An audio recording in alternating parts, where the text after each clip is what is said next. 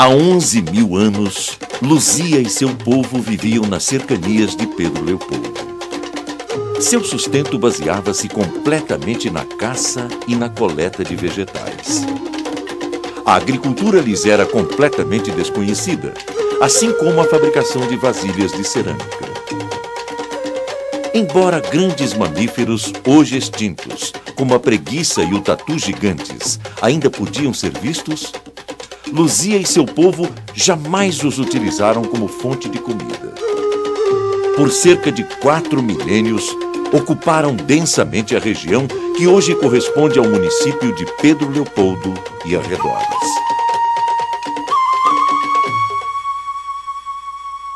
Este é o complexo arqueológico de Lapa Vermelha, no município de Pedro Leopoldo. Aqui, em uma das grutas, na Lapa Vermelha 4, a missão franco-brasileira, em meados dos anos 70, encontrou um esqueleto, cerca de 12 metros de profundidade, esqueleto esse que mais tarde eu batizaria de Luzia. Existe de fato na região de Lagoa Santa um hiato, ou seja, um intervalo de tempo em que a região foi muito pouco ocupada. Esse intervalo vai de 7.500 anos até 3.000 anos atrás. Mas a partir de 3.000 anos, a região passou novamente a ser densamente povoada.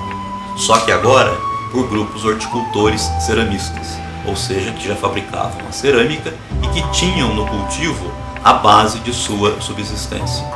Em termos desses grupos ceramistas horticultores, ocorreram aqui duas grandes tradições, como chamam os arqueólogos. A cultura ou a tradição Aratu-Sapucaí, que tinha uma cerâmica muito simples, quase sem decoração, e a tradição Tupi-Guarani, essa sim com uma cerâmica muito mais elaborada, inclusive com a aplicação de pinturas refinadas. Tendo em vista a riqueza da pré-história local, desde o ano 2000 vem sendo desenvolvido na região o megaprojeto Origens e Microevolução do Homem na América, com expressivo financiamento da FAPESP, a Fundação de Amparo à Pesquisa do Estado de São Paulo. Sob a liderança do professor Walter Neves, do Laboratório de Estudos Evolutivos Humanos da USP, o projeto está especialmente interessado no povo de Luzia, tendo em vista sua grande antiguidade. Luzia e seu povo tornaram-se conhecidos e importantes entre a comunidade científica internacional a partir de 1998, quando eu, juntamente com o professor Joseph Powell, da Universidade do Novo México, Estados Unidos, concluímos que a morfologia craniana, ou seja, a forma do crânio de Luzia e do seu povo, é muito mais similar àquela que nós encontramos hoje na Austrália e na África do que aquela que encontramos hoje na Ásia. O que, em certo sentido, é um paradoxo, porque os índios atuais, todos eles têm traços asiáticos. Essa descoberta, que foi publicada no exterior, ela foi depois confirmada de forma independente pelo professor Richard Neve, um dos maiores antropólogos forenses da Inglaterra. O professor Neve é especializado em reconstituição da fisionomia de uma pessoa a partir do esqueleto. E ao fazê-lo, no caso com Luzia, chegou à mesma conclusão que eu e o meu colega norte-americano havíamos chegado. Os primeiros americanos eram muito mais semelhantes aos atuais australianos e africanos do que aos asiáticos e ameríndios atuais.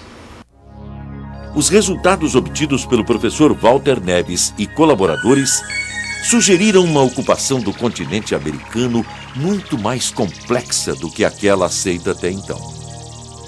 De acordo com esses resultados, antes da chegada dos humanos que deram origem aos índios atuais, por volta de 11 mil anos, o continente teria sido ocupado por uma outra população humana, ainda que asiática, muito distinta fisionomicamente da segunda leva, o povo de Luzia. Na comunidade científica, tal modelo passou a ser conhecido como o modelo dos 2 componentes biológicos principais.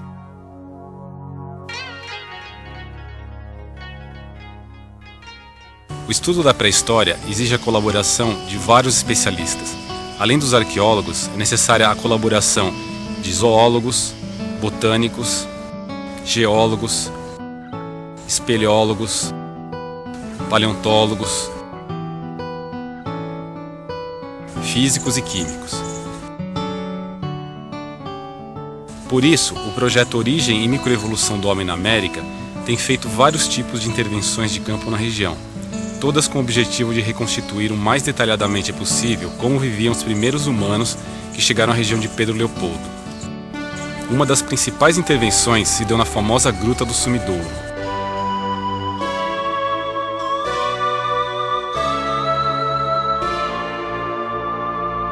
Em 2002, graças a uma grande seca que assolou a região, pesquisadores do projeto Origens não só puderam entrar nas câmaras subterrâneas do Sumidouro, mas também mapear em detalhe, pela primeira vez, as escavações ali empreendidas por Peter Lund em 1843.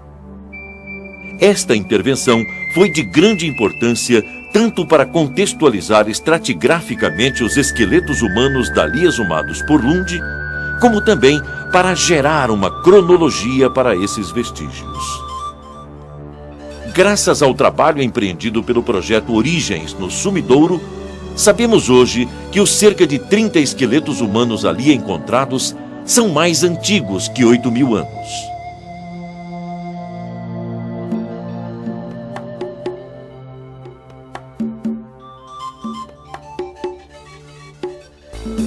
Outra grande intervenção efetuada na região refere-se à descoberta e à caracterização preliminar do sítio Sumidouro, próximo à gruta de mesmo nome. Estamos aqui no sítio Sumidouro, que é o primeiro sítio paleoíndio de campo aberto encontrado na região de Lagoa Santa em 160 anos de pesquisa. Esse sítio ele é o que nós chamamos de um sítio multicomponencial, porque ele tem um nível mais recente, que é de cerâmica, onde nós encontramos vasilhames de cerâmica inteiros. Depois, descendo mais profundamente, tem um nível arqueológico de pedra lascada, que nós chamamos um nível lítico, a 70 centímetros de profundidade. Depois tem mais outro nível lítico a 1,40 m de profundidade. E assim vai, 1,60 m até 2,10 m. O nível de 1,60 m foi datado em 8.300 anos antes do presente. Então isso quer dizer que realmente é um sítio paleoíndio, pelo menos os níveis mais antigos dele. Essa aqui é a Lagoa do Sumidouro. Nós estamos bem na divisa entre os municípios de Pedro Leopoldo e Lagoa Santa. Nós sabemos que esse sítio tem, no mínimo, a idade mais antiga dele é por volta de 8.300, podendo eventualmente chegar a 10.000 anos, porque existem níveis mais antigos que ainda não foram datados. Mas o projeto Origens não tem se dedicado exclusivamente a encontrar e escavar sítios arqueológicos. Exemplo disso é o trabalho desenvolvido nas barrancas do Ribeirão da Mata, onde foram encontrados importantes registros paleoambientais que, estudados de forma apropriada, poderão auxiliar em muito a reconstituição de como era a paisagem da região de Pedro Leopoldo milhares de anos atrás. Nós estamos aqui no Laboratório de Anatomia, onde nós analisamos o material proveniente de Pedro Leopoldo, especificamente de um lugar chamado Ribeirão da Mata, onde existe um barranco muito especial. Esse barranco tem sedimentos que datam pelo carbono 14 de 1.500 até 8.500 anos atrás. No meio desses sedimentos nós encontramos diversos tipos de vestígios vegetais, plantas, folhas, fibras, madeiras, sementes, grãos de pólen. E tudo isso é trazido para o laboratório e analisado em diversas técnicas de microscopia, de forma que seja possível identificar as plantas que existiam naquele momento e tentar compreender melhor como era a paisagem que existia na região de Pedro Leopoldo no tempo em que vivia a Luzia e o seu povo. O projeto Origens está apenas começando a revelar quem era e como vivia o povo de Luzia.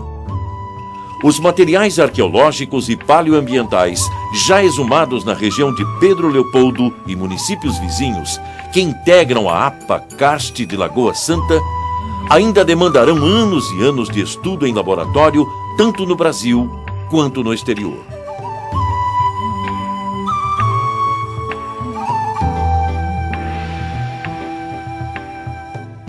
É possível que novas intervenções de campo venham a ocorrer tanto no âmbito do mesmo projeto quanto no âmbito de outros projetos.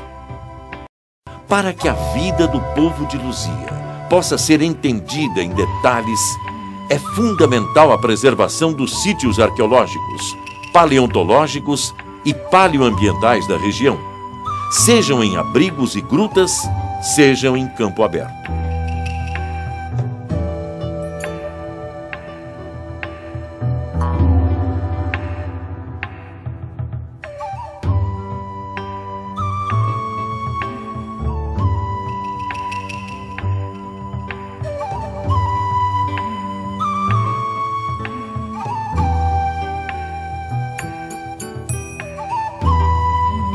Nesse contexto, a população de Pedro Leopoldo pode desempenhar um papel fundamental.